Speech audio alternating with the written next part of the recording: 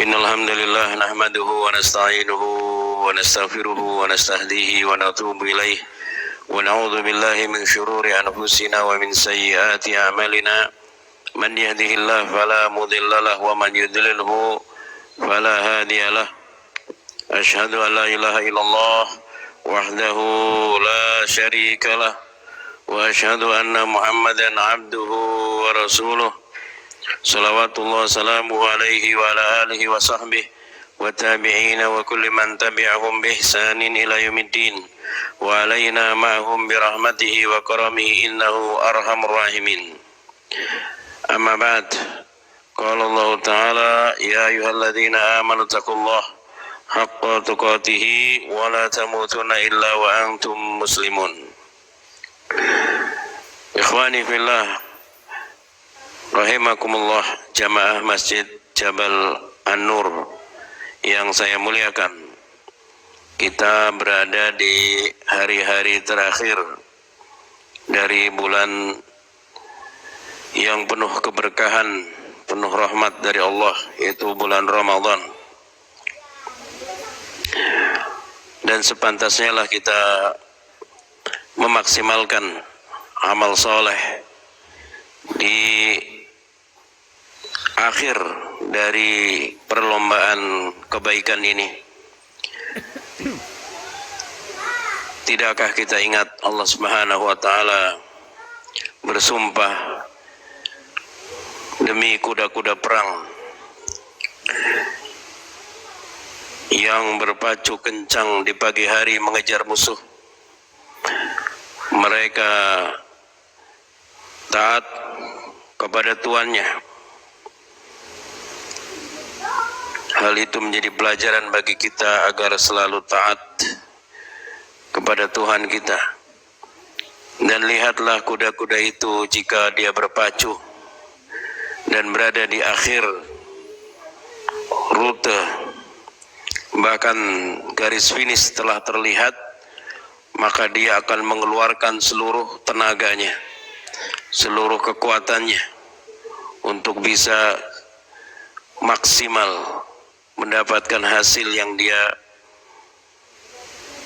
tahu itu menjadi sejarah dalam hidupnya, tidak bisa terulang selama-lamanya. Ikhwani fillah azakumullah, khususnya di malam-malam akhir ini Allah Ta'ala bersumpah walayalin asyr, demi malam-malam yang 10, wasyaf'i wal watri, demi malam yang ganjil dan malam yang genap. Dua-duanya agung di sisi Allah Subhanahu wa taala. Dan para ulama juga berikhtilaf apakah penghitungan itu dari awal atau dari akhir. Setiap malam bisa berpotensi menjadi malam ganjil dan malam genap, karena Rasulullah dalam hadis-hadis beliau mengatakan asril bawaqi, sabi'il bawaqi, 10 yang akhir, 7 malam yang akhir. Sehingga sebagian ulama mengatakan penghitungan ganjil genap dari akhir.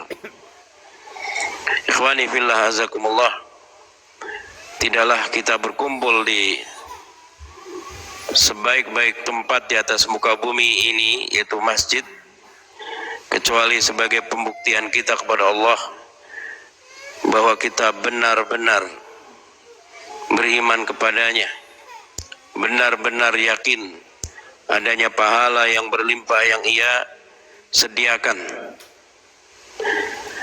Kita benar-benar takut dengan neraka dan azab kubur, dan kita benar-benar berupaya agar terhindar dari neraka dan azab kubur.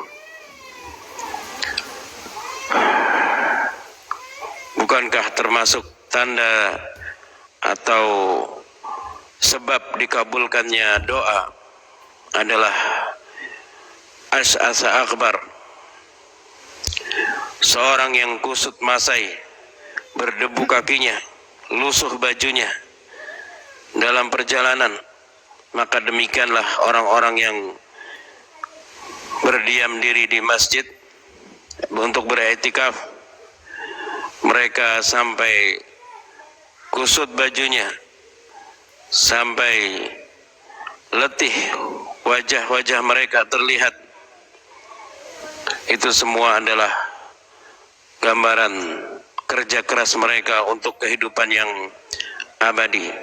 Jamaah rahimakumullah, para ulama menjelaskan bahwa kita hakikatnya adalah makhluk ruhani yang punya pengalaman sebagai manusia di bumi, bukan manusia yang punya pengalaman sebagai makhluk ruhani, tapi kita makhluk ruhani yang punya pengalaman sebagai manusia. Artinya kehidupan kita secara spiritual, secara ruhani lebih panjang, lebih lama, dan itu adalah kehidupan yang hakiki. Ikhwani fillah azakumullah, di malam-malam ini dan khususnya malam Lailatul Qadar, keistimewaan yang Allah sebutkan dalam Al-Quran adalah tanazzalul malaikatu warruh fiha biidni rabbihim. Turun para malaikat dan ruh, yaitu Jibril, biidni rabbihim, dengan izin dari Rabbnya, yakni dengan perintahnya. Dan tentunya mereka turun dengan membawakan pengaruh yang baik kepada manusia. Bukankah kita merasa bersemangat beribadah ketika kita berada di sekeliling kita orang-orang yang soleh ahli ibadah? Jika kita menginap di pesantren anak kita, atau kita ikut i'tikaf atau ikut daurah, kita berkumpul dengan orang-orang soleh, kita pun terpengaruh, jiwa kita terresonansi oleh jiwa-jiwa manusia di sekeliling kita.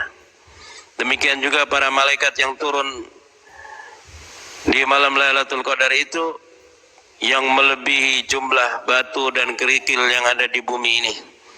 Mereka memberi pengaruh baik berupa semangatnya seorang untuk beribadah. Maka kita masing-masing perhatikan, malam 21, malam 23, malam 25, malam Jumat kemarin, malam 27 tadi malam 29. Perhatikan malam mana yang kita paling merasakan semangat dalam beribadah. Kemudian setelah itu berdoalah, Allahumma taqabbal minna, ya Allah, terimalah dari kami siyamana, puasa kami, wa salatana, salat kami, wa ruku'ana wa sujudana, ruku kami, sujud kami, wa tadarru'ana wa takhushu'ana, merendahnya kami dan berusaha khusyuknya kami, wa tamin taksirona, dan sempurnakanlah kekurangan kami dalam melakukan itu semua. Allahumma taqabbal minna innaka antas samiul alim wa tub alaina innaka antat tawwabur rahim. Ya Allah, terimalah dari kami karena Engkau Maha Pendengar, Maha Mengetahui, dan ampunilah kami karena Engkau Maha Pengampun lagi Maha Penyayang.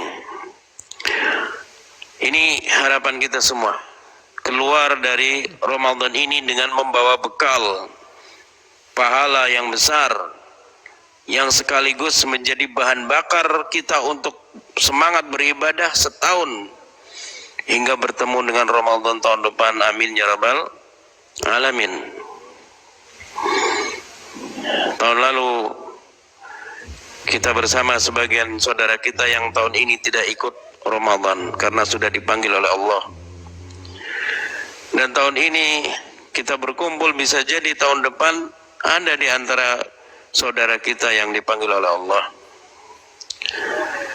Ya, karena itu minta kepada Allah, wa'idhu alaina a'waman ba'da a'wam wa sinina ba'da sinin mustami'in ghaira mutafarriqin radina ghaira sakhitin maghfuran lana ghaira maghdubin.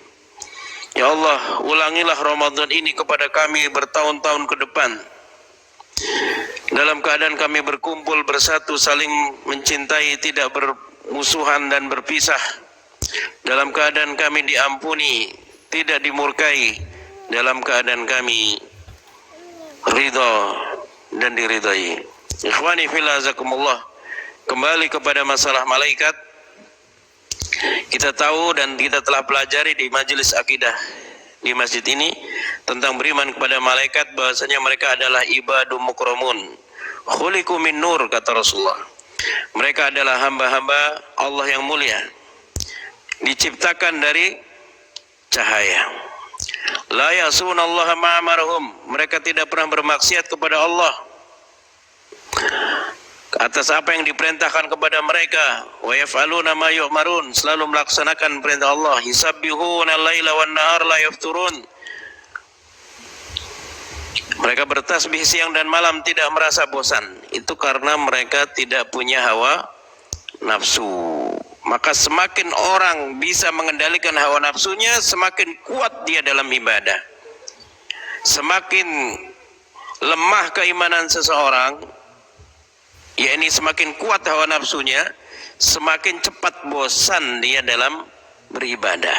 Baru baca Al-Quran 2 halaman sudah bosan. Orang lain 2 juz masih semangat, dia 2 halaman sudah bosan, Mbak. Ini dia harus introspeksi, bermuhasabah tentang keimanannya, ya. Dan para malaikat itu sangat banyak jumlahnya. Rasulullah SAW menyebutkan setiap hari ada 70.000 malaikat yang bertawaf di Baitul Ma'mur. Setelah mereka bertawaf, mereka pergi dan tidak datang kembali selama-lamanya, yakni setiap hari 70.000 malaikat dari dahulu kala hingga hari kiamat. Betapa banyaknya mereka.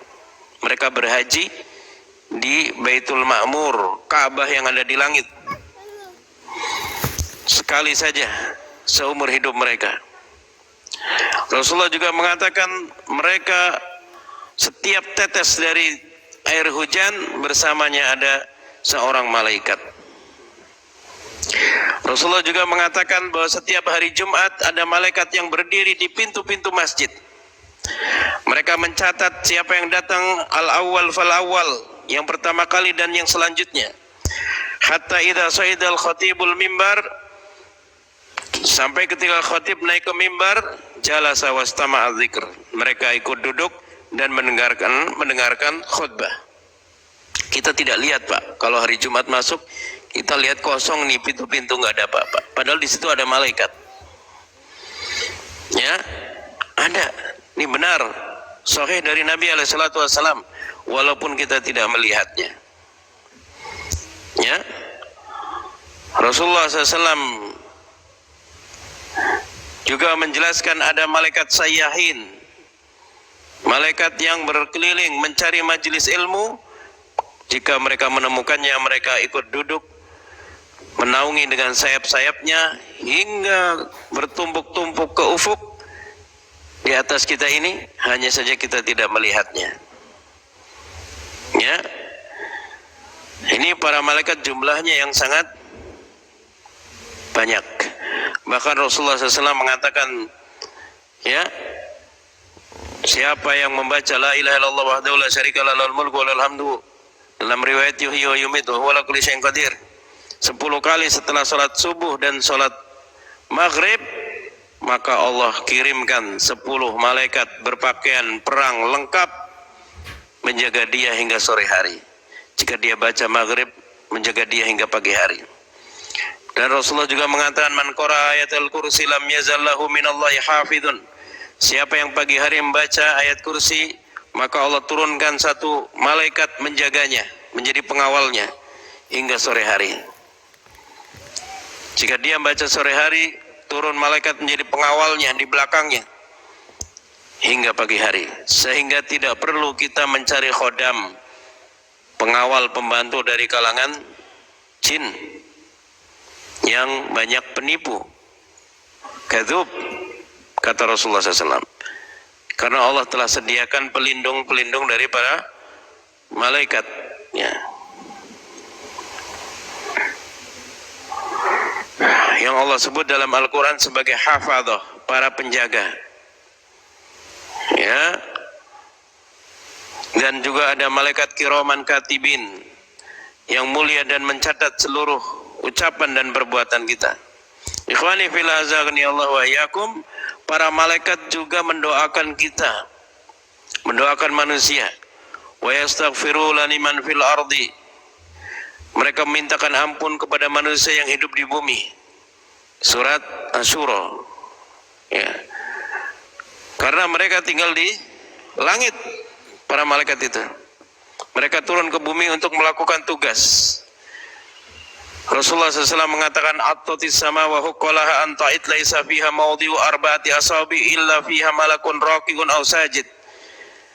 Berderit langit, berbunyi, berderit karena sangat sesaknya oleh malaikat. Tidak ada satu tempat di langit itu 4 jari manusia kecuali di situ ada malaikat sedang ruku atau sedang sujud. Ya. Nah, ikhwani fil azani Allah wa iyyakum, Rasulullah SAW menjelaskan amalan-amalan yang jika kita lakukan maka malaikat bukan sekedar hadir tapi juga mendoakan kita. Sedangkan kita tahu malaikat yang suci dari dosa itu tentu makbul doanya, mustajab.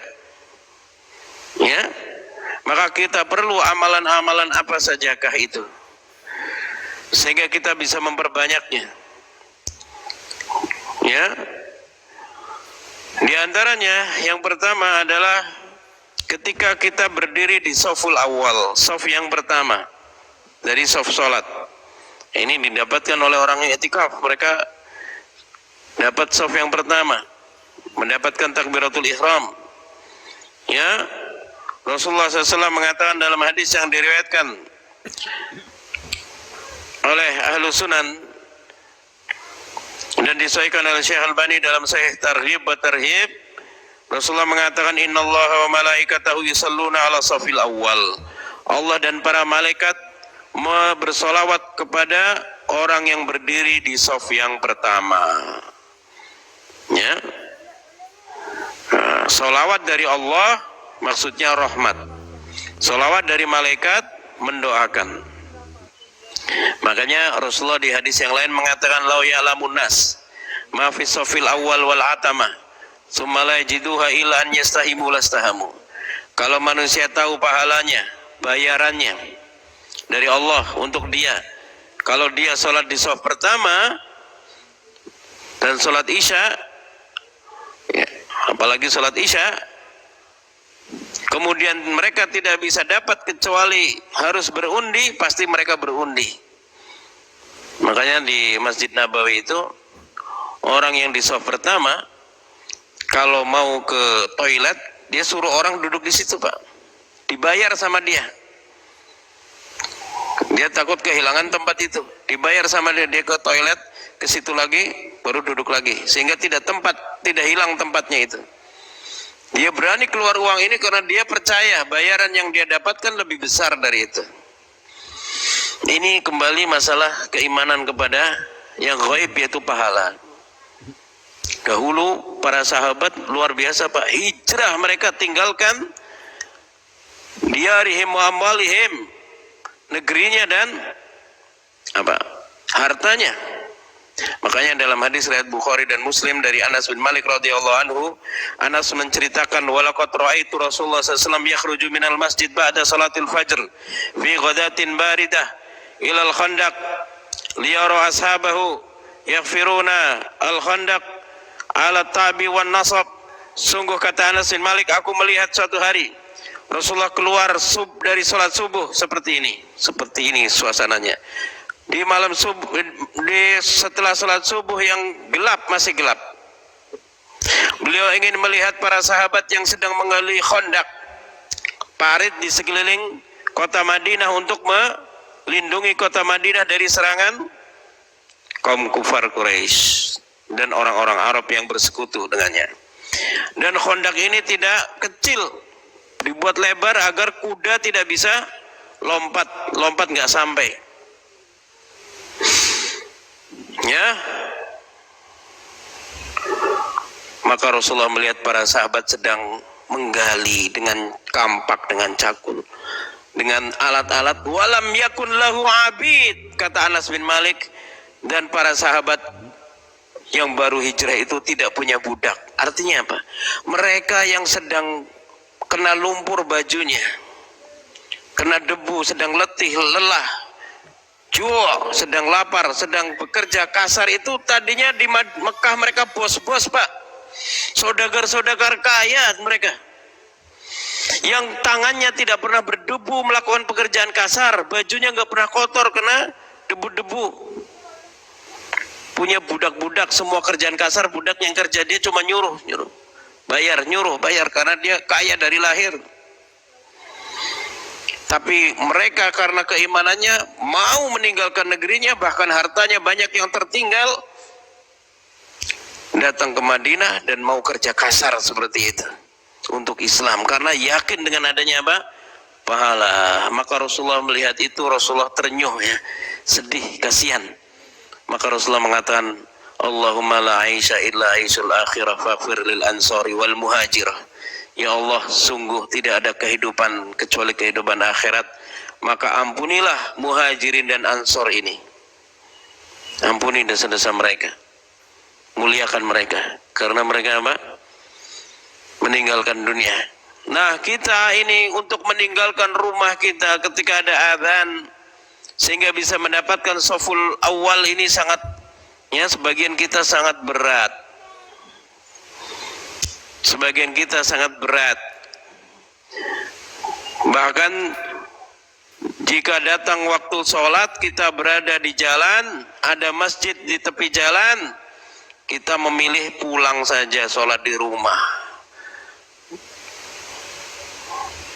Padahal kita dengan berhenti bisa dapat shaf awal di situ. Keluar uang untuk parkir cuma 5.000 lah, banyak-banyaknya kita dapat pahala banyak, Pak. Yang dulu telat-telat di zaman Rasulullah itu para munafikin. Maka kalau kita di jalan ada adzan, berhenti aja, cari masjid, supaya kita tidak mirip dengan munafikin. Ya. Di hadis yang lain Rasulullah SAW mengatakan, Innallaha wa malaikatahu yusalluna ala mayamini suhuf. Allah dan malaikatnya bersolawat kepada orang yang bersaf di sebelah kanan imam. Sebelah kanan imam lebih utama daripada sebelah kiri. Kalau bisa kita memilih kanan kiri, pilih kanan. Ya, ada keutamaannya. Makanya Rasulullah SAW ketika sholat malam di rumah Maimunah, bibinya Ibnu Abbas radhiyallahu anhu ikut sholat, beliau berdiri di sebelah kiri. Maka oleh Rasulullah diputar, kepalanya dipegang, putar geser ke kanan. Artinya kalau kita sholat sunnah, Pak, anak kita ikut taraweh, dia mau kabur pegang, nggak apa-apa, nggak batal, ya. Nah, ini sholat apa? Sunnah, dan Rasulullah pernah praktekkan itu. Nah, ini shaf yang pertama dan shaf yang sebelah kanan. Nah, ini kita ini sebelum adzan, kalau orang beriman itu ada alarm di hatinya. Kayaknya udah mau zuhur nih, kayaknya udah mau asar nih, sudah ada alarm di hati kita. Bahkan pernah tidak kita merasakan, ya, sedang naik kendaraan habis maghrib, ya, kok kita pengen baca Al-Fatihah, bacalah Al-Fatihah, baca surat, ternyata sudah masuk waktu adzan, Pak, sudah masuk waktu isya, cari masjid. Ini menunjukkan alam bawah sadar kita sudah punya jadwal jam untuk sholat, sehingga kalaupun orang beriman ini keadaan koma pun, tiap waktu sholat dia akan sholat sendiri, dia akan berwudu, akan sholat, Pak. Dalam sebuah hadis Rasulullah menceritakan tentang seorang beriman yang dibawa ke kubur karena telah meninggal. Begitu dibangunkan untuk ditanya malaikat, apa yang dia lakukan? Dia cari air wudhu. Di mana air wudhu? Saya mau sholat. Masya Allah, dia belum sadar bahwa dia sudah meninggal. Nah, ini kedudukan sholat di hati seorang yang beriman. Daripada kerja di satu tempat nggak bisa sholat berjamaah, tinggal cari kerjaan yang lain. Kalau kerja di situ harus buka jilbab, buat apa? Tinggal cari yang lain. Ini yang pertama, yaitu di saf pertama dan sebelah kanan. Kemudian yang kedua, inda julusika fil masjid ba'dal intiha minas shalah, yaitu ketika seorang duduk di masjid setelah selesai sholat, seperti kita sekarang ini, pada subuh menunggu syuruk supaya bisa sholat duha. Sholat duha pertama kali, ya, atau setelah duhur, ya, duduk dulu baca Al-Quran, biar masuk hadis membaca Al-Quran tengah malam dan tengah siang. Atau ba'dal asar, duduk dulu berzikir sore. Atau ba'dal maghrib, duduk sampai isya membaca Al-Quran atau kajian. Nah, duduk-duduk seperti ini itu dihadiri oleh malaikat. Rasulullah SAW mengatakan, An Abi Hurairah, sebagaimana diceritakan oleh Abu Hurairah, dia berkata, Rasulullah bersabda alaihi salatu wassalam, innal malaikata tusalli ala ahadikum madama fi majlisihi yaqul aw taqul Allahumma ighfir lahu Allahumma arhamhu ma lam yuhdits fihi wa ma lam yu'dhi fihi. Rasulullah mengatakan, sesungguhnya malaikat mendoakan salah seorang kalian selama dia masih di tempat duduk yang dia sholat di situ. Malaikat itu mengatakan, ya Allah ampuni dia, ya Allah rahmati dia, malam yuhdis, selama belum batal, selama belum buang angin, buang air, ya, belum batal. Di riwayat lain, walam yu'dhi, selama belum mengganggu orang. Mengganggu orang bisa lewat di depan orang yang sedang sholat. Yang Rasulullah mengatakan, salah seorang kalian berdiri menunggu 40 hari lebih baik daripada lewat di depan orang yang sholat, ya. Atau dia membaca Al-Quran yang mengganggu bacaan orang yang di sampingnya. Ini juga membatalkan, ya, membatalkan apa? Doa malaikat ini, ya. Sebagian ulama mengatakan fi majlisihi alladzi shalla fihi, di tempat duduk yang dia sholat di situ, yakni tempat dia duduk tasyahud terakhir sebelum sholat, jangan pindah dari situ kalau bisa. Misalnya kita tadi sholat di sini, kalau bisa di situ terus, ya, misalkan nanti maghrib habis sholat di situ terus. Setelah sholat ba'diyah di situ terus. Ya, selama di situ dia didoakan oleh malaikat. Ya, sebagian ulama mengatakan tidak, selama dia masih di masjid itu, belum pindah ke masjid yang lain. Maksudnya misalkan subuhnya di sini, tapi karena ada kajiannya di masjid yang lain, habis sholat subuh dia ke sana, itu sudah tidak berlaku. Ya, ini para malaikat banyak di masjid, makanya kalau kita datang ke masjid kita merasakan apa? Ketentraman, ketenangan. Dan malaikat itu tidak mau masuk, ya, rumah yang di dalamnya ada patung, gambar atau anjing. Ini dalam satu hadis, ya, Jibril alaihi salatu wassalam berkata kepada Rasulullah SAW, innama yamna'uni an atiyaka li'anna amama babi baitika, ya, timsal. Aku, kata Jibril, tidak mendatangimu beberapa hari ini karena di depan pintu rumahmu ada patung. Jadi Rasulullah tadinya kira patung kalau buat hiasan doang mah nggak apa-apa. Ternyata menghalangi Jibril masuk rumah. Wasitr fihi suar, kata Jibril, dan sitr, hijab atau korden yang ada gambar-gambar binatangnya. Wal kalb tahta saririka, dan anjing kecil yang ada di bawah tempat tidurmu. Famur bitimsal yuqta ra'suhu hatta yakuna kasajarah.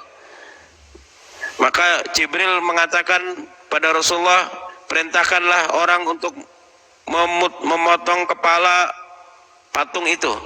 Ini patung di luar rumah, berarti punya anjing di luar rumah juga tetap nggak boleh, ya, menghalangi malaikat datang. Patung untuk dipotong kepalanya, kemudian korden untuk dipotong menjadi dua, menjadi sarung bantal, dan perintahkanlah anjing itu untuk dikeluarkan. Ini bukan anjingnya mati di bawah kolong, di kolong tempat tidurnya Rasulullah yang disebutkan orang-orang Syiah. Orang Syiah mengatakan, ya, Ahlus Sunnah mengatakan Rasulullah pernah ada anjing mati di bawah kolong tempat tidurnya menghalangi Jibril masuk rumahnya. Ini penghinaan kepada Rasulullah, kata orang Syiah. Masa Rasulullah tidak mencium bau bangkai? Masa Rasulullah jorok seperti itu? Padahal hadisnya bukan mati, karena Jibril memerintahkan liyukhraj, keluarkan anjing itu, berarti masih hidup, ya. Nah, kenapa kok malaikat itu tidak mau ketemu dengan anjing? Ya. Karena anjing ini membawa najis yang mughalladah, air liurnya. Kemudian anjing itu keras tabiatnya, kalau menghardik, ya, menggonggong keras. Padahal malaikat itu apa? Lembut. Maka nggak mau ketemu dengan anjing, ya. Makanya seorang muslim tidak boleh memelihara anjing di rumahnya. Dia boleh pelihara anjing di kebunnya atau di tepi hutan untuk berburu, tapi tidak boleh dipelihara di rumahnya. Yang kusum fi kulli yaumin ajru qirat, berkurang setiap hari pahala satu qirat, satu gunung Uhud emas, ya, banyak sekali. Jadi malaikat mendoakan seorang selama dia duduk masih di tempat dia sholat itu, ya. Ini yang kedua, ya.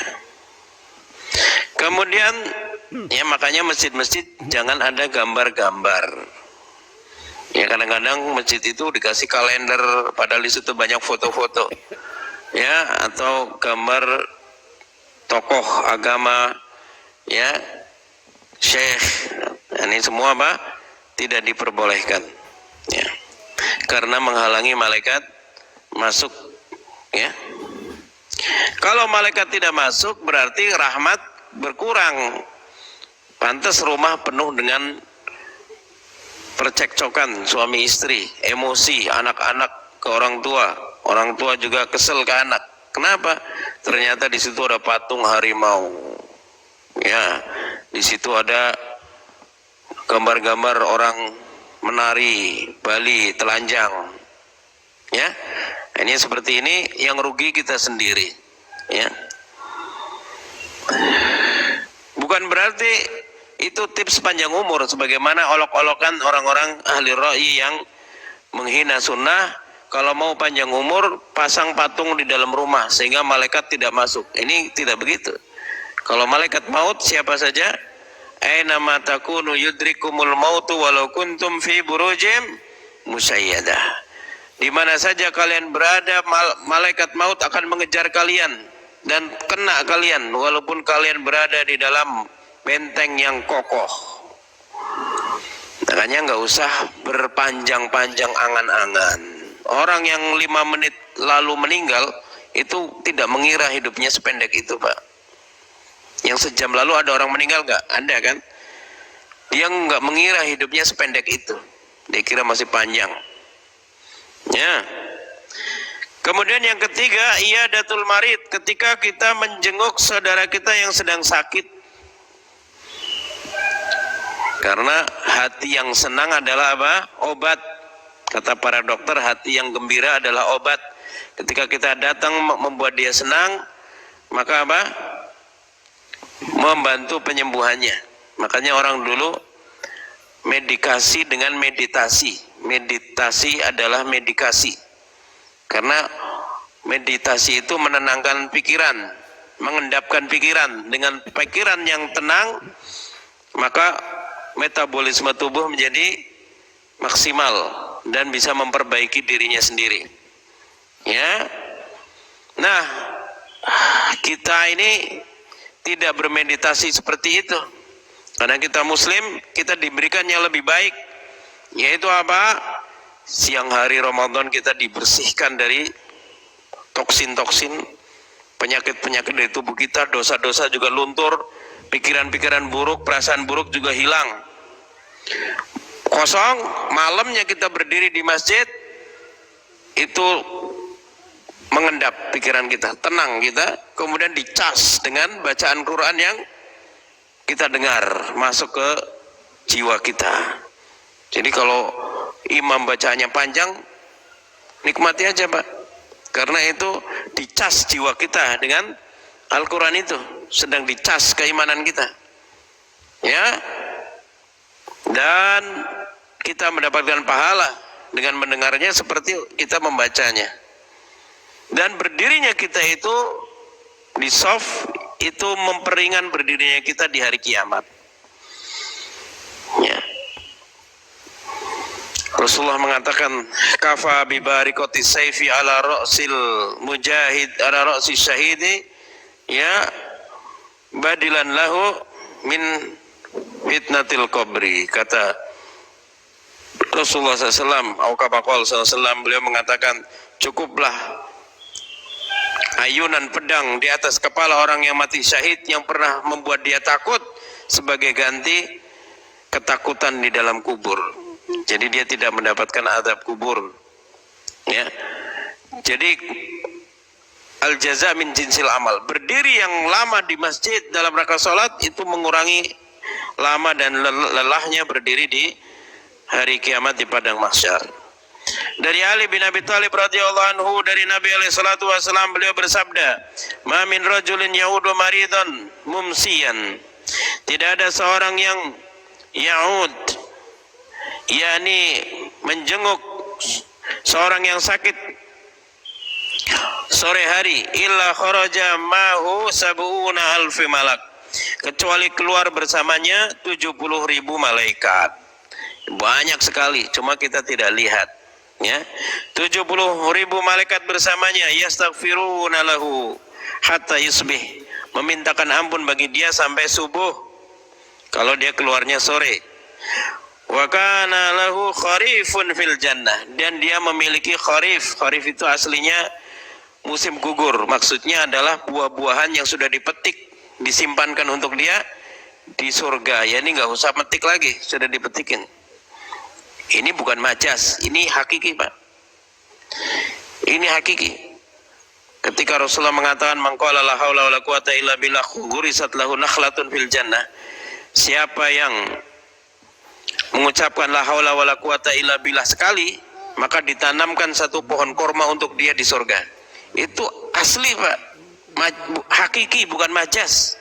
Ketika kita mendengar Rasulullah mengatakan, siapa yang membaca Qul huwallahu ahad Al-Ikhlas 10 kali, dibuatkan rumah di surga. Itu juga asli, bukan majas, bukan perumpamaan, asli.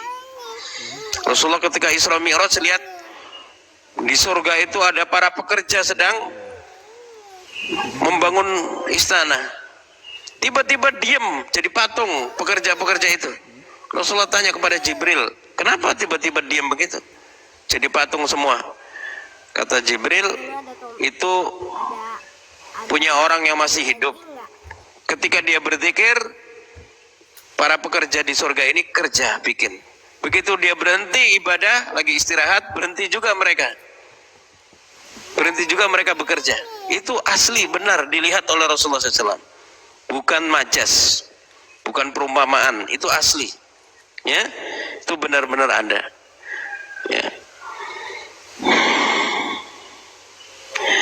Wa man kharaja, dan siapa yang keluar untuk jenguk orang sakit di pagi hari, keluar bersamanya juga 70.000 malaikat memintakan ampun bagi dia sampai sore hari. Dan dia juga mendapatkan kharif, buah-buahan yang telah dipetik di surga. Ya, ini dalam Sahihul Jami' nomor 5717. Ini menjenguk orang yang sakit. Makanya kalau selesai dari sholat, Rasulullah berbalik badan dan melihat siapa yang nggak hadir. Kalau sudah 3 hari sakitnya, maka Rasulullah apa? Datangi, ya.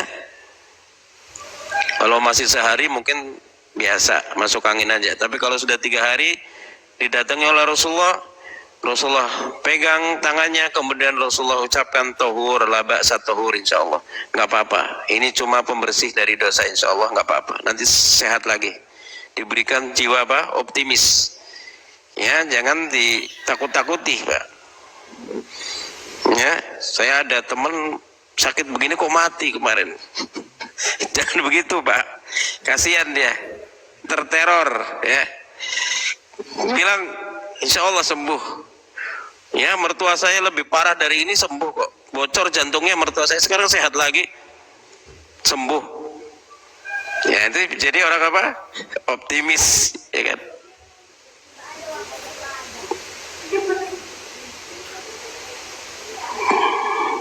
Nah, ini menziarahi orang yang sakit. Tentunya jangan banyak-banyak, ya. Makanya nggak usah nunggu-nungguan. Bareng Pak ini yuk, bareng Pak ini. Ayo, kapan teman? Nggak jadi, Pak, kalau begitu. Seringnya nggak jadi. Udah, jangan jalan aja sendiri. Kalau mau ikut, ayo. Kalau nggak mau hari yang lain, ya silahkan. Ya nggak usah tunggu-tungguan, nggak jadi kalau tunggu-tungguan. Selain diberi optimis, kasih makanan buat yang nunggu. Ya, mungkin dia lagi nggak suka makan, tapi yang nunggu kan butuh makan. Si buah-buahan. Kalau bisa kasih uang, Pak. Karena banyak orang kalau sakit dikasih obat sakit kepala cap bapak-bapak, ya kan, warna merah, ya kan. Itu sembuh, Pak. Ada yang begitu. Karena tadi jiwa yang apa? Jiwa yang gembira itu obat. Jadi ketika orang gembira, keluar hormon-hormon yang membuat badannya sehat. Itulah mekanismenya, dijelaskan secara ilmiah begitu. Keluar endorfin, keluar hormon-hormon yang membuat jiwanya apa? Kuat, kemudian badannya bangkit. Makanya bangunlah jiwanya dulu, setelah itu bangun badannya. Jiwanya dulu kuat, sehat, gembira. Ya, makanya orang yang kena COVID biasanya 2 minggu dia terbaring, fisiknya sembuh. Biasanya setelah itu 2 minggu mentalnya dia mengalami psikosomatis, dia bosan, stres, depresi, ya. Ini cirinya apa? Nggak bisa ketawa, Pak. Diajak ngobrol nggak bisa ketawa dia, stres, bosan. Ini banyak sekali. Ya, seperti ini harus dikuatkan mentalnya, ya. Diberi hiburan, ya, yang halal, ya. Kemudian yang keempat, inda ziyarati akhin lahu fillah, ketika orang menjenguk saudaranya yang dia bersaudara karena Allah. Mencintai karena Allah, benci karena Allah. Maksudnya mencintai karena Allah apa? Bertemu karena Allah. Maksudnya bertemu karena Allah apa? Bertemu di majelis taklim, bertemu di sholat jamaah, bertemu lagi umroh, jadi saudaraan, bertemu, ya, jadi relawan, membantu orang kebanjiran, orang dalam ibadah dan ketaatan, bertemu lalu bersahabat, kemudian lebih dekat daripada saudara. Orang seringkali kepada sahabat itu cerita hal-hal yang sama saudara nggak diceritain, lebih akrab dengan sahabat. Orang itu butuh sahabat, Pak, yang sepantaran, yang sepemikiran, yang sehati, ya. Nah, ini bertemu karena Allah, berpisah karena Allah. Maksudnya berpisah karena Allah apa? Berpisah karena Allah takdirkan berpisah, bukan karena musuhan. Berpisahnya bukan karena musuhan, karena yang satu pindah kerjanya di kota lain, atau yang satu meninggal, ya. Berpisahnya karena kehendak Allah, bukan karena kehendak keduanya. Nah, ini termasuk sebab orang mendapatkan tingkat kewalian. Ibnu Abbas radhiyallahu anhu mengatakan, walan yanala ahadun, ya, walan yanala ahadun dzalika hatta wa in kasurat salatuhu was saumu hatta yakuna kadzalik. Walan yanalu ahadun wilayat Allah wa in kasurat salatuhu wa siyamu hatta yakuna kadzalik, yakni yuhibbu fillah wa yubghidu fillah. Seorang tidak bisa menjadi wali Allah, walaupun banyak sholatnya dan puasanya, sampai dia mengalami cinta kepada orang karena Allah, baru mulai jadi wali Allah. Cinta kepada orang, saya senang sama itu. Kenapa?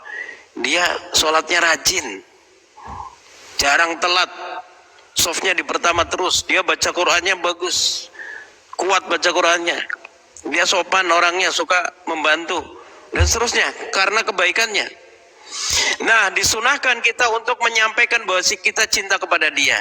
Rasulullah mengatakan, man ahabba akhahu fillah falyuballighu. Siapa yang mencintai orang lain karena Allah, hendaklah dia sampaikan. Ini uhibbuka fillah. Atau kalau kita lagi nulis WA sama dia, tulis di akhirnya, uhibbuka fillah wassalamualaikum. Saya mencintai engkau karena Allah. Dan itu dipraktikkan oleh Rasulullah. Rasulullah berkata kepada Mu'adz bin Jabal radhiyallahu anhu, ya Mu'adz, inni uhibbuka fillah, fala tada'anna fi duburi kulli shalah an taqul Allahumma inni ala dzikrika wa syukrika wa husni ibadatik. Wahai Mu'adz, aku cinta kepadamu karena Allah. Dipraktikkan oleh Rasulullah sendiri. Maka jangan kau tinggalkan di akhir setiap sholat, engkau membaca Allahumma inni ala dzikrika wa syukrika wa husni ibadatik. Ya Allah, tolonglah aku agar aku bisa selalu berzikir kepadamu, bersyukur kepadamu, dan baik dalam beribadah kepadamu. Bukan banyak ya, tapi baik dulu, baru diperbanyak. Yang baik dulu, ahsanu amalah, yang paling baik amalnya.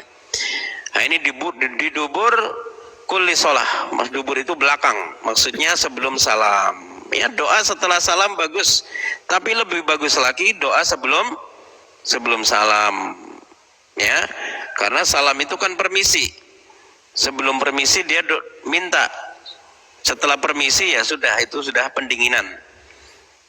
Ya, jadi qobliyah, zikir, kemudian qomat itu naik terus, kemudian puncaknya sholat wajib, kemudian setelah salam itu pendinginan. Jadi pemanasan, sholat wajib, pendinginan. Karena sebagian masjid itu nggak begitu, Pak. Qobliyah masih pemanasan, sholat wajib juga pemanasan, cepet banget sholatnya. Intinya di zikir dan doanya. Nah, ini keliru. Inti atau puncaknya harusnya apa? Di sholatnya itu. Zikir, doa itu sudah pendinginan, ya.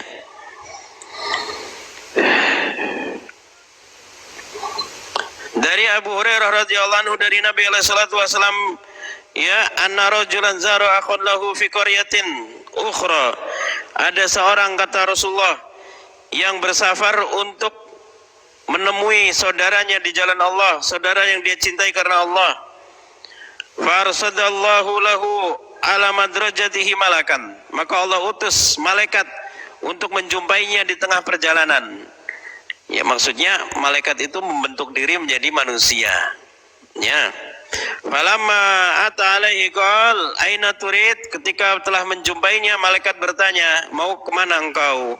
Qala uridu akhan li fi hadhil qaryah. Saya mau menemui saudaraku seagama, saudaraku di jalan Allah, saudaraku yang kucintai karena Allah di kampung ini. Qala halaka alaihi min ni'matin tarubbuha. Apa kau punya tujuan dapat nikmat yang kau angan-angankan? Maksudnya dia pejabat, kamu ingin diangkat, atau dia pedagang, kamu ingin kerjasama usaha. Qala la, kata orang itu tidak. Ghairu anni ahbabtu fillah. Hanya saja saya mencintai dia karena Allah. Saya kangen sama dia karena Masya Allah orangnya luar biasa, ya. Qala fa inni Rasulullah ilaika fa inna Allah qad ahabbaka kama ahbabtahu fi. Malaikat itu mengatakan, aku ini utusan dari Allah untuk mengkhabarkan kepadamu bahasanya Allah mencintaimu sebagaimana engkau mencintainya. Makanya kalau ada orang bilang pada kita, inni uhibbuka fillah, jawabannya apa? Ahabbakallah alladzi ahbabtani fi. Semoga Allah mencintaimu yang kau mencintaiku karena Allah. Dalam hadis Rasulullah SAW mengatakan, idza ahabballahu abdan, jika Allah mencintai seorang hamba, nada Jibril, maka Allah memanggil Jibril. Faqala inni uhibbu fulanan fahibbahu. Wahai Jibril, aku mencintai fulan itu, maka cintailah dia. Fahabbahu Jibril, Jibril pun mencintainya. Sumanada Jibril fi ahli samawat. Kemudian Jibril menyeru kepada malaikat yang ada di langit. Innallaha yuhibbu fulanan fahibbuhu. Allah mencintai fulan yang masih hidup di bumi itu. Cintailah dia. Maka penduduk langit, para malaikat mencintai dia. Mencintai dia. Fawudi lahul qabul fil ardi. Jadilah dia orang yang di mana saja diterima di bumi. Artinya apa? Orang kalau lihat dia suka. Padahal baru sebentar ketemu, tapi ini orang ini nih baik nih, saya suka lihatnya. Orangnya baik, masya Allah. Ucapannya baik. Ya. Man khairun nas ya Rasulullah.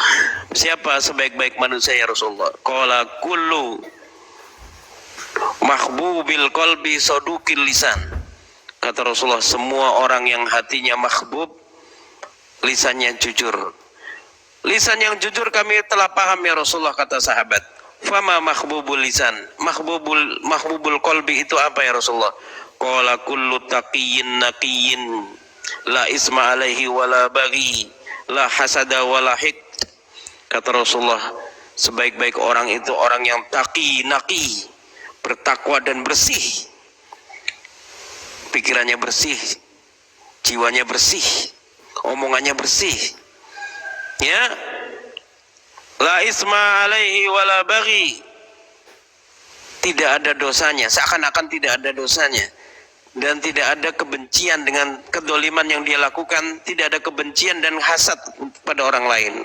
Orangnya masya Allah. Ini orang kalau ketemu begitu pasti suka, Pak, cinta. Ya. Nah, ini karena Allah mencintainya dan malaikat juga mencintainya. Ini doa malaikat ketika ini dipraktekannya, banyak orang bersafar ya zaman dahulu karena ingin ketemu orang soleh, ya, yang masih hidup maksudnya, yang dia dulu bersama. Kemudian yang kelima, inda doa li akhika bi dhahril ghaib, ketika kita mendoakan saudara kita tanpa dia ketahui. Jadi jangan sampai saudara kita bilang tolong doakan saya, jangan sampai bilang gitu. Tapi tanpa dia minta gitu sudah kita doakan. Ya. Dan bantu, enggak cuma doa saja, bantu. Ya. Rasulullah SAW mengatakan dalam hadis yang diriwayatkan oleh sahabat Abu Darda radhiyallahu anhu, dawatul muslim li akhihi bi dhahril ghaib mustajabah inda rasihi malakun kullama da'u lahu bi khairin qala al malak amin walaka bimislin. Diriwayatkan oleh Imam Muslim nomor 2732. Rasulullah mengatakan doa setiap muslim untuk saudaranya tanpa diketahui oleh saudaranya itu mustajab. Allah utus malaikat di samping kepalanya. Malaikat itu mengatakan setiap kali dia berdoa, amin walaka bimislin, amin dan semoga engkau mendapatkan yang semisal. Jadi kalau ada saudara kita lagi sakit, ya doakan, amin dan engkau semoga mendapat yang semisal. Jadi kita tambah sehat. Nah, para ulama juga mengatakan kalau kita sedang punya kebutuhan, biar kita dapat dua-duanya, orang lain dan kita, doakan orang lain. Misalkan kita lagi kurang uang, maka doakan kira-kira yang kurang uang juga siapa di sini. Oh, fulan kali lagi susah. Doakan dia sehingga malaikat mengatakan amin untuk dia dan malaikat mendoakan kita. Semoga engkau juga dapat yang semisal.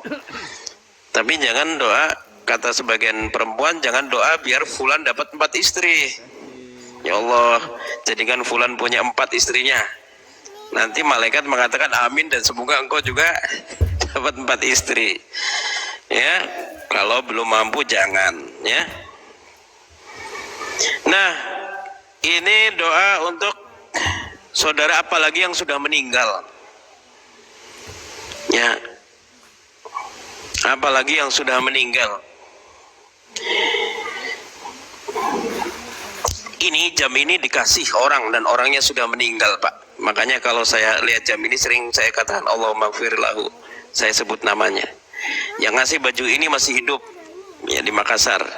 Yang ngasih sajadah yang hitam satu lagi orangnya udah meninggal 2017, orang Bima. Kalau saya sholat pakai itu saya doakan dia.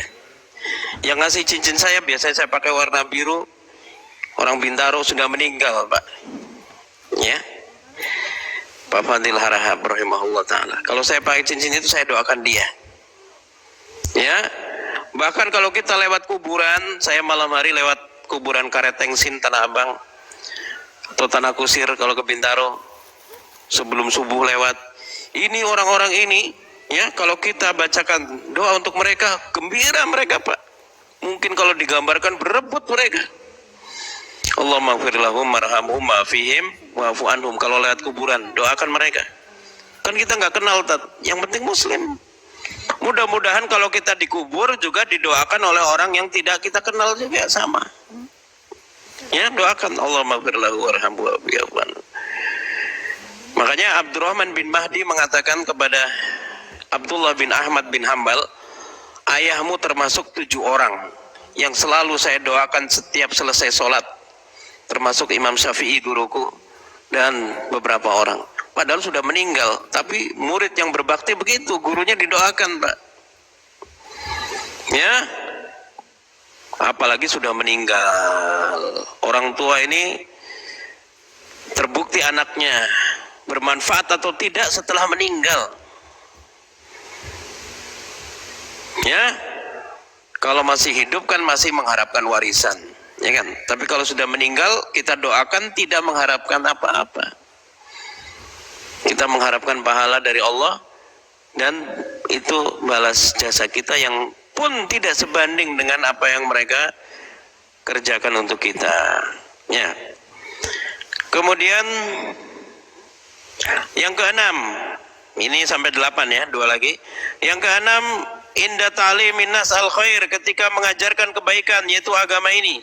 Diriwayatkan oleh Tirmidzi dari sunannya dari Abu Umamah. Dalam sunannya dari Abu Umamah bacanya Rasulullah mengatakan, innallaha malaikatahu wal ardu hatta namla fi juhriha wa hatta al-hut la yusalluna ala muallimin nas al khair.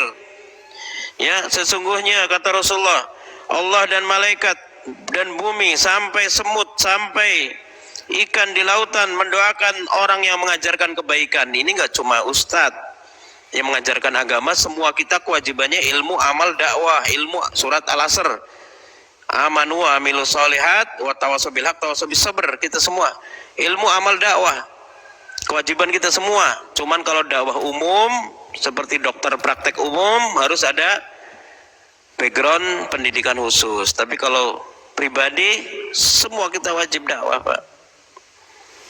Keluarga, ke istri, ke anak, ya, wajib dakwah. Sampai binatang paling besar, ikan paus tadi, sampai binatang paling kecil, semut, mendoakan mereka. Kenapa mendoakan? Karena Islam ini rahmatan lil alamin. Karena dia mengajarkan Islam, orang jadi tahu larangan membunuh semut. Rasulullah melarang membunuh semut. Jadi nggak membunuh semut, disapu aja, nggak dibakar. Larangan membakar semut, hadis. Jadi mereka balas jasanya mendoakan orang yang mengajarkan hadis-hadis itu. Wa idza dabahtum fasinu dzibhah, jika kalian menyembelih, sembelih dengan cara yang baik. Diajarkan hadis ini melalui lisannya para dai, maka hewan-hewan itu mendapatkan akibat yang baik. Mereka dibunuh dengan cara yang baik. Ikan pun tidak hidup-hidup masukin minyak panas, menyiksa mereka, nggak boleh. Ya, nggak dipotong, misalkan ikan lele nggak dipotong ekornya, enggak, kepalanya dulu dengan cara yang baik, biar dia tidak merasa sakit. Ya, rahmatan lil alamin. Ini apa? Orang yang mengajarkan, karena Islam ini, Quran dan hadis seluruhnya melalui lisannya Rasulullah keluar. Kemudian agama ini seluruhnya melalui lisannya para sahabat diajarkan. Sampai hari ini melalui lisannya ustadz-ustadz itu diajarkan Quran dan hadis itu. Makanya buku-buku Quran, hadis dan kitabnya ulama nggak bermanfaat di maktabah kalau tidak dibacakan oleh para ustadz. Kalau dibacakan oleh orang awam juga bahaya. Dibacakan melalui lisannya ustadz-ustadz itu. Makanya ustadz, tokoh agama hati-hati Pak, harus dijaga. Ini penyerangan kepada tokoh agama, ustadz, ulama, imam itu terus terjadi Pak. Cuman nggak diberitakan secara luas. Saya sering lewat, nggak ada yang memviralkan, nggak ada yang karena terlalu banyak. Ini harus waspada ya. Kemudian yang ketujuh, inda naumika ala taharah, kalau kita tidur suci, berwudu dulu. Mau tidur wudu dulu. Ya, kita kan nggak tahu ini tidur kita ini bablas mati atau enggak kan begitu. Makanya dijadikan tiap hari husnul khotimah. Sebelum tidur yang terakhir kali diucapkan apa? La ilaha illallah Muhammad Rasulullah. Jadi kalau bablas itu husnul khotimah Pak. Ya. Makanya zikir-zikir sebelum tidur lebih banyak daripada zikir setelah sholat. Karena waktu tidur bahaya dari mana-mana bisa datang. Semut masuk telinga bisa, kecoa ke badan kita bisa, ular bisa, apa bisa. Siapa yang melindungi kita? Allah. Makanya baca ayat kursi, turun malaikat menjaga kita sampai pagi hari. Ini saya sudah ceritakan ya. Ustaz Ja'far Umar Thalib rahimahullah ta'ala di Jogja pernah dulu suatu kali diancam oleh tukang santet. Nanti malam saya santet kamu, mati kamu. Nah, beliau malamnya gelisah Pak, gak bisa tidur. Baca ayat kursi terus sampai mau subuh baru ketiduran. Ya, subuh ke masjid biasa, siangnya dikasih tahu tukang santetnya mati Pak. Ilmunya balik ke dia. Allah lindungi. Ya, Allah lindungi beliau. Ini caranya melawan sihir dan syaitan. Ya. Rasulullah mengatakan, man bata tahiran bata wa fi syiarihi malak wala yastaikid illa qala al malak Allahumma ighfir li abdika fulan fa innahu bata tahira. Ya. Rasulullah mengatakan, siapa yang tidur di malam hari dalam keadaan suci, berwudu suci dari hadas kecil dan hadas besar, maka malaikat berdiri di samping dia. Tidaklah hamba itu bangun kecuali malaikat mengatakan, Allahumma ighfir li abdika fulan, ya Allah ampuni hambamu fulan ini, fa innahu bata tahira. Dia tidur dalam keadaan suci. Makanya Rasulullah pernah, ini untuk para pelajar thalabatul ilmi, untuk santri, amalkan 3 ini. Ausani khalili, kata Abu Hurairah, kekasihku Rasulullah SAW memberi wasiat padaku ibadah 3. Puasa 3 hari setiap bulan, sholat duha, dan witir sebelum tidur. Nah, ini amalannya para santri. Kenapa witirnya sebelum tidur? Karena biasanya santri itu tidurnya malam, belajar dulu, ya nanti nggak sempat sholat malam, ya bangunnya setengah jam sebelum subuh, jadi belum tentu dapat sholat malam, maka disuruh witir sebelum tidur. Ini kalau mau suci ketika tidur. Dan Rasulullah SAW kalau junub, maka beliau tidak tidur sampai beliau berwudu, minimal berwudu, ya minimal berwudu. Karena dalam hadis disebutkan, innal malaika la yaqrubu min salas, malaikat tidak mau mendekati 3 orang. 1, man nama sakranan, orang yang tertidur karena mabok, tidak didekati malaikat, malaikat menjauh. Yang kedua, al mutalattah biz za'faran, orang yang memakai za'faran di tubuhnya. Ini parfumnya perempuan yang juga dipakai para dukun. Yang ketiga, wal junub, malaikat tidak mau mendekati orang yang tidur dalam keadaan junub. Jadi kalau junub mau tidur boleh wudu dulu, ya baru tidur. Kalau bisa mandi air hangat juga nggak apa-apa, ya. Nah ini yang ke-7. Yang 8, yang terakhir, inda tanawuli sahur, ketika makan sahur. Makan sahur itu makan di waktu sahur. Waktu sahur itu 1/3 malam terakhir. sepertiga malam terakhir itu ya akhir-akhir malam. Rasulullah mengatakan la yazalu ummati la tazalu ummati bi khairin ma akhiru sahur wa ajalul fitr. Umatku selalu dalam kebaikan selama mengakhirkan sahur dan menyegerakan berbuka. Ajalu ta'jil, menyegerakan berbuka. Jadi kita makan jam 1 malam, kemudian tidur, itu bukan sahur, Pak. Nah, kemudian kita bangun jam 4:15, cuma makan kurma 7 butir. Nah, itu yang sahurnya itu. Sahurnya yang kurma 7 butir itu. Ya, dan Ramadan tahun lalu hampir 1 bulan saya sahurnya cuma kurma 7 butir. Kuat, Pak. Kuat, ya, keberkahan yang ada dalam kurma. Rasulullah mengatakan man tasabbaha bisab'i tamaratin ajwah. Siapa yang sarapan dengan 7 butir kurma ajwah, kata Ibnu Hajar, enggak cuma kurma ajwah, kalau adanya yang lain enggak apa-apa, maka dia dilindungi dari sihir, dari racun hari itu.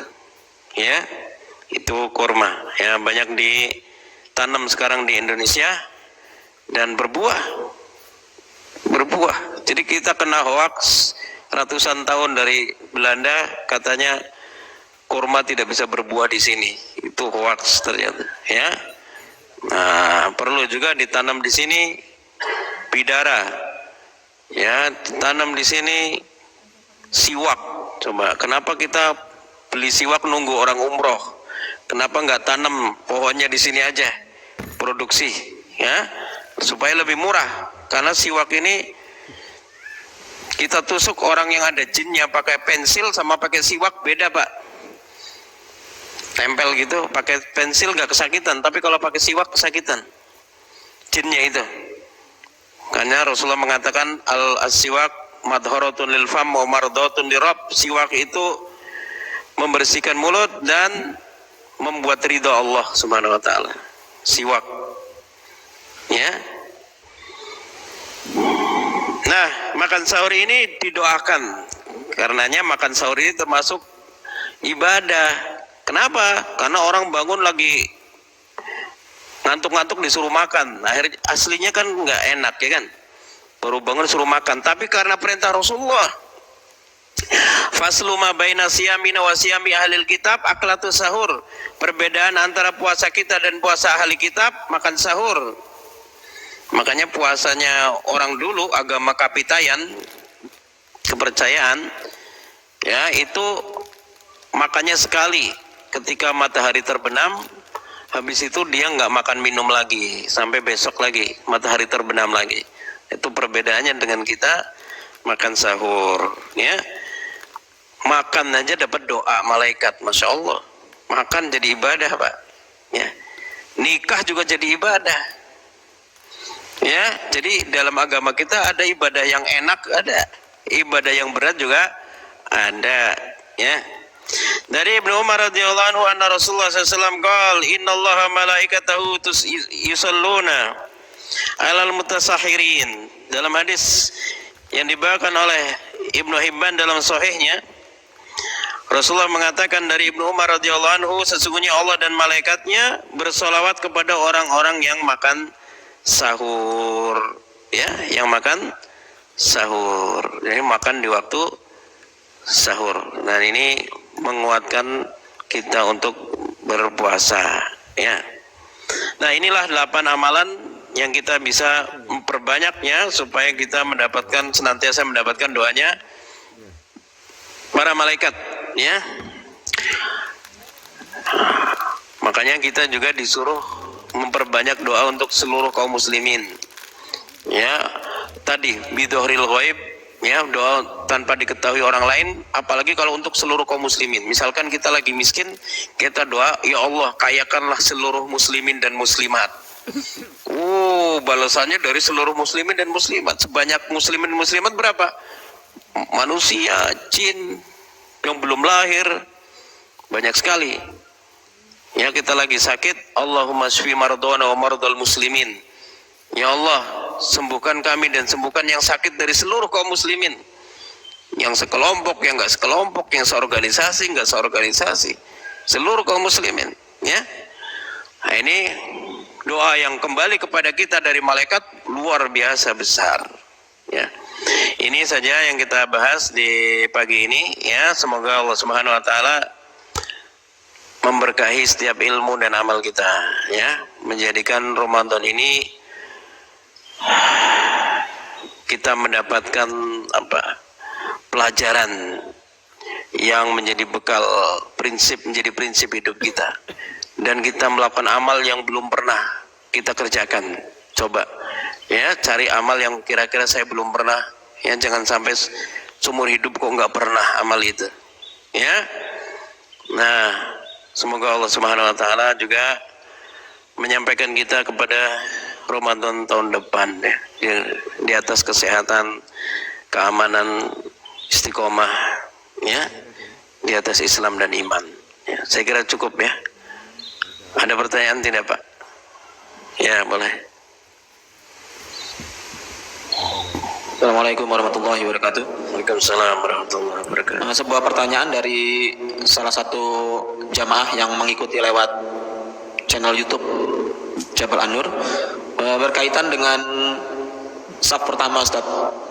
Ketika seseorang menaruh sajadah di saf pertama, kemudian ada keperluan untuk ke toilet, ada jamaah yang lain yang masuk, melihat kosong, dipindahkan sajadahnya, dia menempati tempat saf tersebut. Yang jadi pertanyaan, walaupun memang sudah disampaikan oleh mungkin jamaah yang lain bahwa sajadah itu sudah ada yang menempati sebelumnya. Nah, ini lebih pertanyaannya kepada apakah hal tersebut secara fikih diperbolehkan, atau lebih kepada perilaku sul adab atau perilaku adab yang buruk. Ya. Demikian, Ustaz. Terima kasih. Assalamualaikum warahmatullahi wabarakatuh. Itu dalam fikih disebut hajzul makan, membooking tempat di masjid, di booking. Sekarang modelnya gitu, Pak. Kalau Jumatan saya di perkantoran itu ada tag name-nya, direktur utama, ini wakil direktur, bendahara, sekretaris, itu kayak tempat parkir sudah ada nama-namanya. Yang seperti ini dilarang oleh para ulama. Kenapa dilarang? Mina munahu man sabak, kata Rasulullah, mina itu bebas bagi siapa yang datang duluan. Ya, ketika orang haji, ya siapa yang datang duluan pilih tempat, ya dia bisa dapat depan. Yang ditentukan hanya yang persis di belakang imam, itu untuk wakil imam. Kalau imamnya batal, dia maju. Tapi semuanya selain itu bebas. Ya, kalau dia ke toilet, ya sajadahnya bawa, jangan ditinggal di situ. Kalau ada orang datang ke situ, dia di toilet atau dia kemana kan nggak tahu. Ini sajadah ada orangnya nggak? Walaupun dia titip sama orang sampingnya, tolong kasih tahu, saya sebentar doang, jangan diisi. Tidak boleh. Tidak boleh. Siapa yang datang dia berhak mengisi. Kalau dia mau seperti di Madinah di Masjidil Haram juga, suruh orang duduk di situ. Antum duduk di sini ya, nanti biar gak diambil orang tempatnya. Walaupun bayar, karena ini pahala nih. Ya, hajzul makan, nggak boleh, Pak, hajzul makan. Dan satu lagi yang fenomena baru di Jakarta ini, di perkantoran, khutbah Jumat, dengar khutbah Jumat dikasih air minum. Ini susah, ini nggak boleh, Pak. Dengar khutbah Jumat sambil minum, maksudnya di luar Ramadan ya, nggak boleh. Saya mengingatkan DKM di satu perkantoran di sini, di Sudirman, nggak boleh, Pak, jangan dikasih air minum, udah terlanjur, Tat. Jangan, karena Rasulullah SAW mengatakan, man masal hasa faqad lago, siapa yang main-main dengan kerikil ketika dengar khutbah, lago, hilang pahala Jumatnya. Apalagi dia minum, padahal kedudukan mendengarkan khutbah itu sama dengan 2 rakaat. Yang 2 rakaatnya lagi sholat Jumat, khutbah dianggap 2 rakaat. Ya, nggak boleh sambil minum, ntar lama-lama kasih snack, wah bahaya. Ya, jadi hajzul makan begini tidak boleh di masjid, bebas. Dan gak boleh juga karena kosong itu tempatnya Bapak Fulan, tidak boleh. Kita disuruh memperbanyak tempat kita sholat. Karena apa? Karena Allah mengatakan yauma idzin tuhaddisu akhbaroha. Pada hari ini bumi menceritakan persaksiannya. Di sini bersaksi, Fulan, Bapak Fulan pernah sholat di sini, pernah sholat di sini, pernah sholat di sini. Makanya kalau kita datang ke satu tempat, niatkan pingin sholat di sana. Saya pingin sholat di Malaysia nih, di Kuala Lumpur.